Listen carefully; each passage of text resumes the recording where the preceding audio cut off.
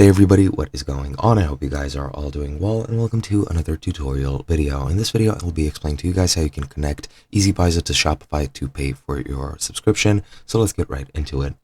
Now what you're going to need to be doing is you're going to have to connect Easypaisa through the dashboard. As you can see, currently I'm on my admin dashboard, and I'm going to go into settings.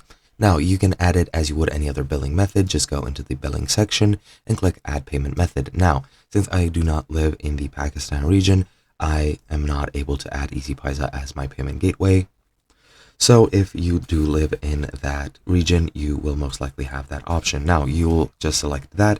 You'll need to enter all the information that is required here, and you might need to have an authentication key to confirm that the gateway is yours and that the account is yours. And once you set everything up as you would pretty much on any other site, you will be able to use it as a billing method, and at the start of your next billing cycle, it will remove money from your account to pay for that subscription. And that is basically it. It is as easy as setting up any other billing method, and it is as easy as setting up Easypaisa on any other site. And yeah, that's basically it. Hope you guys enjoyed, and I'll be seeing you guys in another video.